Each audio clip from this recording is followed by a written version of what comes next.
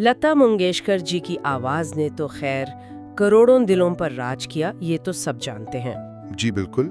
लेकिन उनकी जाती जिंदगी, खास तौर पर उनका हमेशा गैर शादीशुदा रहना, ये हमेशा एक मुअम्मा सा रहा है ना? बिल्कुल राय, बहुत सी बातें होती हैं इस हवाले से। तो आज हम उनकी जिंदगी के एक खास और अक्सर जिस पर बात होती है उस पहलू की गहराई में जाएंगे। अच्छा? पाकिस्तान के अजीम क्लासिक गुलकार उस्ताद सलामत अली खान साहब के साथ उनके मुबैना ताल्लुकात की। ओह, ये तो बहुत ही दिलचस्प मौजू है। हाँ, ये एक ऐसी दास्तान है जिसमें मौसीकी है, सरहद पार के जज्बात हैं और काफी उलझने भी हैं। बिल्कुल।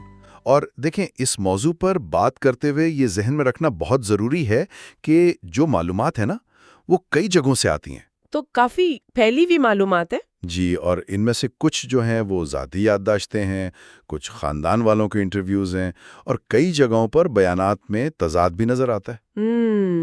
तो ये तज़ाद ही कहानी को और दिलचस्प बना देता है। बिल्कुल बिल्कुल। तो आज हमारी कोशिश ये होगी कि इन तमाम मुख्तलिफ और बाज़ औक़ात मुतज़ाद मालूमात को सामने रखते हुए इस मुबैना शदीद सरहद पार मौसीकी के रिश्ते को समझा जाए। ठीक है।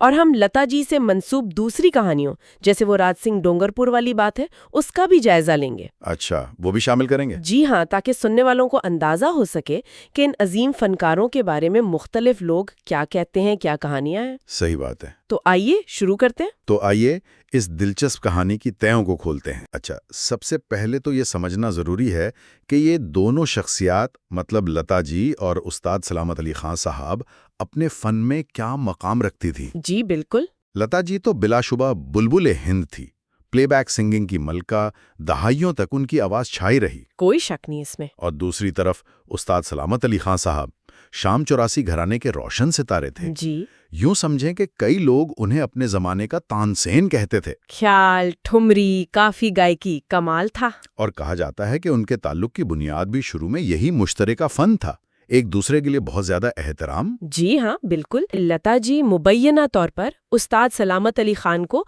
पूरे बरे सगीर का सबसे बड़ा क्लासिकी गुलकार समझती थीं। अच्छा, ये तो बहुत बड़ा कॉम्प्लीमेंट है, बहुत बड़ा। हत्ता के उस्ताद सलामत के साहबजादे शिफ़कत अली खान साहब ने भी समा टीवी के इंटरव्यू में ये बात कही कि दोनों के दरमियान गहरा फ़न्नी एहतराम था। अलबत्ता उन्होंने रोमानवी पहलू पर सवाल उठाया, वो एक अलग बात है। ठीक, उस पर हम बाद में आएंगे। जी। तो उनकी मुलाकातें कब शुरू हुई? उनकी मुलाकातों का बाकायदा आगाज़ जो सुनने में आता है वो 1950s की दहाई में हुआ था। अच्छा। जब उस्ताद सलामत अली खान अपने भाई उस्ताद निज़ाकत अली खान के साथ हिंदुस्तान गाने जाया करते थे। ओह, वो दोनों भाइयों की जोड़ी मशहूर थी। जी, बहुत मशहूर थी कि इन दिनों हिंदुस्तान में उनकी गायकी का बहुत चर्चा था, हर तरफ धूम मची हुई थी। एक और दिलचस्प हवाला 1949 की एक रिकॉर्डिंग का भी मिलता है। अच्छा, 1949 की? जी, जिसमें लता जी और उस्ताद सलामत दोनों की आवाज़ें हैं।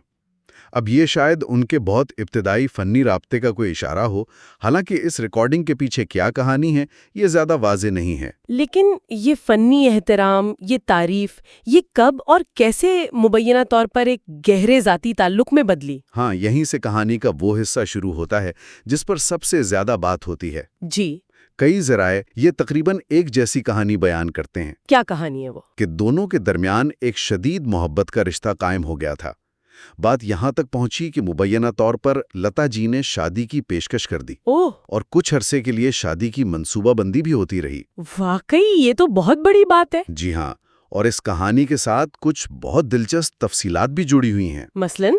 मिसाल के तौर पर यह बताया गया है कि लता जी की आदत थी कि जब वो किसी को गाते सुनती तो साथ गुनगुनाने लगती थी। हाँ, ये तो सुना है। लेकिन उस्ताद सलामत अली खान को वो घंटों बिल्कुल खामोश जैसे बुत बनकर सुनती थी। अच्छा, ये तो वाकई गैर मामूली बात है उनके हवाले से। बिल्कुल, ये बात उनके करीबी हलकों में भी नोट की गई थी। ये शायद उस ताल्लुक की गहराई की तरफ इशारा करता हो सकता है।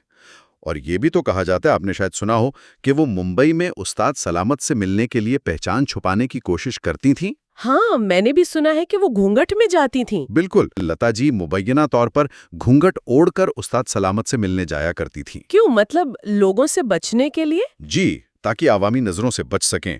یہ اس دور کا جو سماجی دباؤ تھا اور شاید تعلق کی جو نزاکت تھی، دونوں کو ظاہر کرتا ہے۔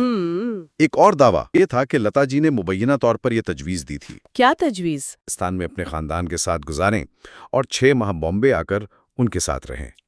یہ تو بہت ہی غیر معمولی تجویز ہے اگر یہ سچ ہے تو۔ جی، یقیناً ایک غیر معمولی تجویز تھی اگر یہ سچ ہے۔ اور اس تعلق میں صرف جسے کہتے ہیں رومانوی پہلو ہی نہیں تھا، بلکہ ایک دوسرے کے لیے گہری فکرمندی بھی نظر آتی ہے۔ جی بالکل۔ جیسے وہ لندن والا واقعہ بتایا جاتا ہے۔ ہاں، وہ بہت اہم واقعہ ہے کہ 1978 میں لندن میں ایک پرفارمنس کے دوران جب استاد سلامت پر فالج کا حملہ ہوا جی۔ تو مبینہ طور پر لتا جی نے ان کے علاج کے تمام اخراجات خود اٹھائے۔ ساری؟ جی، اور کہا جاتا ہے کہ کسی اور کو ایک پیسہ بھی خرچ نہیں کرنے دیا۔ یہ تو واقعی ایک بہت مضبوط تعلق کی نشانی ہے۔ یقیناً۔ پھر وہ 1998 میں لتا جی کا وہ مشہور بیان یاد ہے؟ کون سا؟ جو کئی جگہ رپورٹ ہوا کہ میرا دل چاہتا ہے کہ میں اڑ کر لاہور چلی جاؤں۔ ہاں یاد آیا۔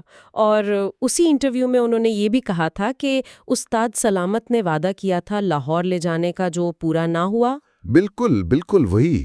اور یہ بات جب استاد سلامت تک پہنچی تو ان پر کیا گزری؟ کہا جاتا ہے کہ وہ کافی اداس ہو گئے تھے۔ جی ہاں، سننے میں یہی آیا ہے کہ وہ کئی دن اداس رہے اور اکثر لتا جی کا گیت لگ جا گلے گنگناتے ہوئے ان کی آنکھیں نم ہو جاتی تھیں۔ یہ تو واقعی ایک ادھوری خواہش کی تصویر پیش کرتا ہے۔ بالکل۔ تو پھر سوال یہ پیدا ہوتا ہے کہ اگر اتنی گہری وابستگی تھی، اتنی فکرمندی تھی، تو یہ رشتہ شادی تک کیوں نہیں پہنچا؟ کیا رکاوٹیں تھیں؟ جی، یہی سب سے بڑا سوال ہے اور اس کی کئی وجوہات بیان کی جاتی ہیں۔ کیا؟ ایک تو استاد سلامت علی خان کو بہت سے خدشات تھے۔ کیسے خدشہ؟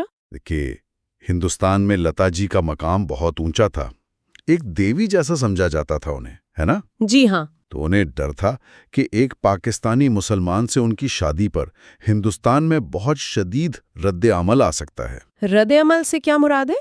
مطلب سماجی مخالفت یا کوئی خطرہ؟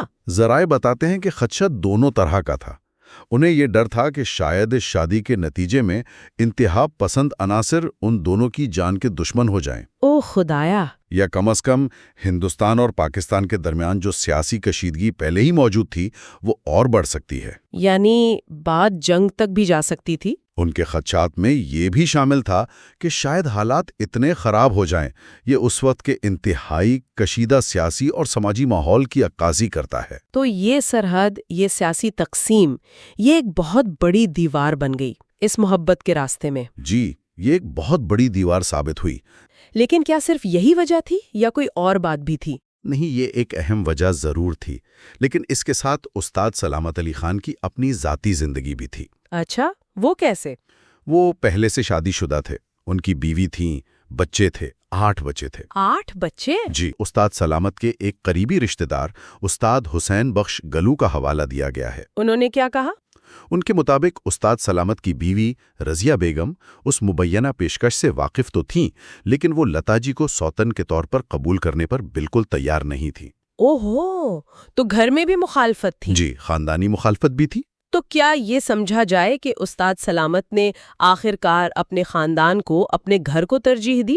انہوں نے مبینہ طور پر اپنے گھر، اپنی بیوی اور بچوں کی خاطر لتا جی کی پیشکش قبول کرنے سے معذرت کر لی۔ یہ یقیناً ان کے لیے بہت مشکل فیصلہ رہا ہوگا۔ ظاہر ہے بہت بڑا اور مشکل فیصلہ رہا ہوگا۔ لیکن کہانی کا یہ رخ سب نہیں مانتے ہیں نا، کچھ بالکل مختلف باتیں بھی تو ہیں۔ بالکل، یہیں پر کہانی ایک نیا موڑ لیتی ہے اور تصویر تھوڑی یوں کہیں کہ دھندلی ہو جاتی ہے۔ کیسے؟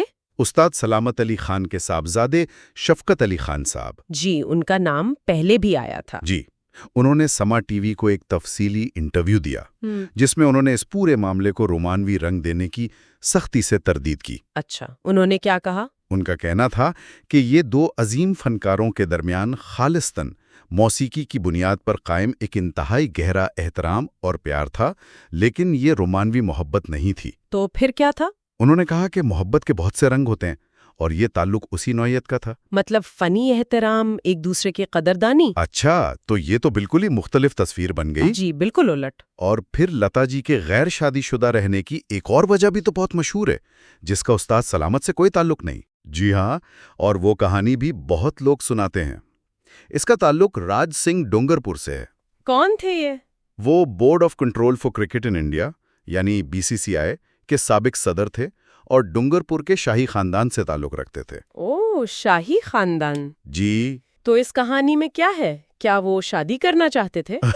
اس ورژن کے مطابق لتا جی اور راج سنگھ ڈونگر پور ایک دوسرے کو پسند کرتے تھے اور شادی بھی کرنا چاہتے تھے۔ تو پھر کیا ہوا؟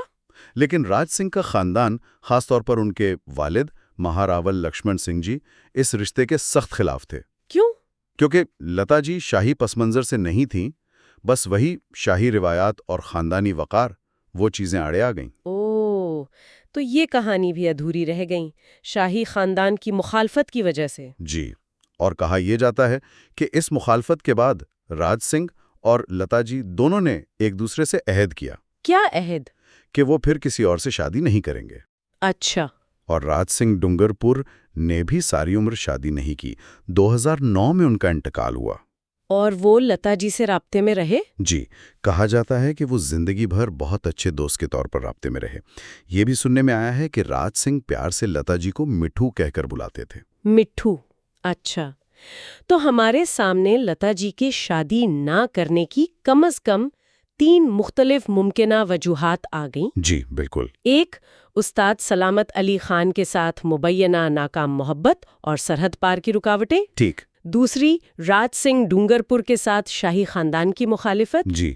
اور تیسرا پہلو جو اکثر لوگ شاید بھول جاتے ہیں یا نظر انداز کر دیتے ہیں، وہ ہے ان کی اپنی خاندانی ذمہ داریاں۔ بالکل۔ لتا جی نے بہت چھوٹی عمر میں والد کے انتقال کے بعد اپنے چھوٹے بہن بھائیوں مینا، آشا، اوشا اور بھائی ہردے ناتھ، ان سب کی ذمہ داری اٹھا لی تھی۔ جی ہاں، یہ تو سب جانتے ہیں۔ تو ان کی پرورش، تعلیم اور پھر انہیں موسیقی کی دنیا میں اپنے پیروں پر کھڑا کرنے میں وہ اس قدر مصروف رہی ہیں، شاید انہیں اپنی ذاتی زندگی اور شادی کے بارے میں سنجیدگی سے سوچنے کا موقع ہی نہ ملا ہو۔ یہ بھی ایک بہت اہم حقیقت ہو سکتی ہے۔ یہ بات واقعی بہت اہم ہے، اور یہ واضح کرنا بھی بہت ضروری ہے کہ یہ کہانیاں خاص طور پر استاد سلامت علی خان اور راج سنگھ ڈونگر پور والی ایک دوسرے سے کافی مختلف ہیں، متضاد ہیں۔ جی۔ اور خود لتا منگیشکر جی نے کبھی عوامی سطح پر ان افواہوں کی نہ تو کھل کر تصدیق کی، نہ ہی تردید۔ بالکل نہیں کی۔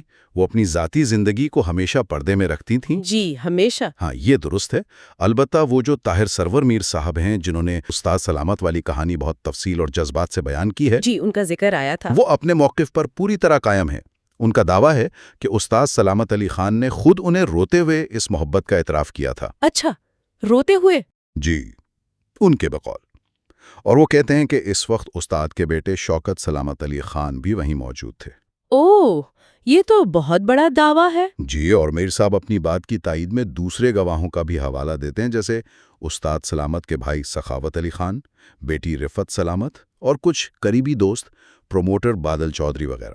تو وہ شفقت علی خان صاحب کے بیان کو نہیں مانتے؟ وہ شفقت علی خان کے تردیدی بیان کو شاید خاندان کی ساکھ بچانے کی کوشش قرار دیتے ہیں۔ تو معاملہ واقعی پیچیدہ ہے اور شاید حتمی سچائی کبھی سامنے نہ آ سکے۔ لگتا تو یہی ہے۔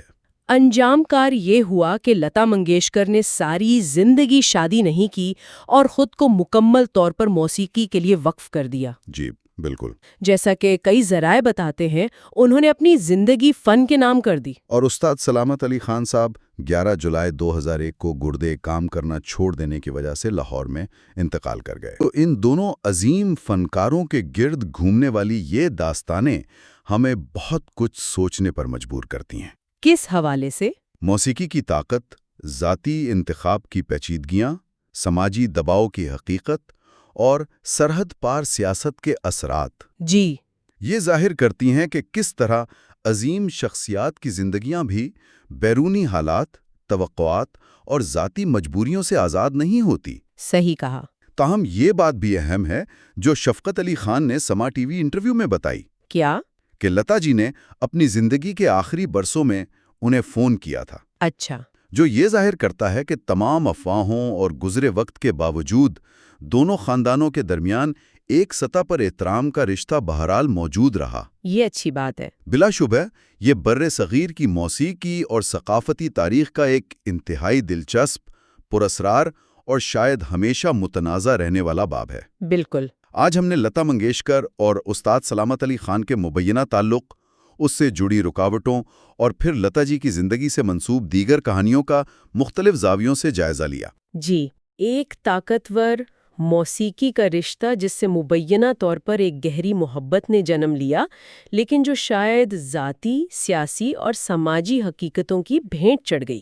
اور ہم نے دیکھا کہ کس طرح مختلف ذرائع بالکل مختلف تصویریں پیش کرتے ہیں۔ ہاں، یہ تضاد بہت نمایاں ہے۔ شفقت علی خان اسے خالص فنی احترام بتاتے ہیں، طاہر سرور میر اسے ایک المناک محبت کی داستان کہتے ہیں جس کے وہ چشمدید گواہ ہونے کا دعویٰ کرتے ہیں، جی، اور راج سنگھ ڈونگرپور والی کہانی ایک بالکل ہی الگ زاویہ سامنے لاتی ہے۔ صحیح۔ یہ متضاد کہانیاں شاید اس بات کی بھی عکاسی کرتی ہیں کہ عوامی شخصیات کی ذاتی زندگی کس طرح وقت کے ساتھ ساتھ افواہوں، خاندانی تحفظات اور مختلف زاویوں سے دوبارہ بیان ہوتی رہتی ہے، اور سچائی کہیں ان سب کے درمیان کھوسی جاتی ہے۔ بالکل کھوسی جاتی ہے۔ تو آخر میں سامعین کے لیے ایک سوال چھوڑ جاتے ہیں۔ جی، موسیقی تو یقیناً سرحدیں مٹا سکتی ہے، دلوں کو جوڑ سکتی ہے، لیکن کیا عظیم فنکاروں کی اپنی زندگیاں اور ان کے ذاتی تعلقات واقعی قومی شناختوں، عوامی توقعات کے بوجھ، خاندانی ذمہ داریوں اور سیاسی تقسیم کی تلخیوں سے پوری طرح آزاد ہو سکتے ہیں؟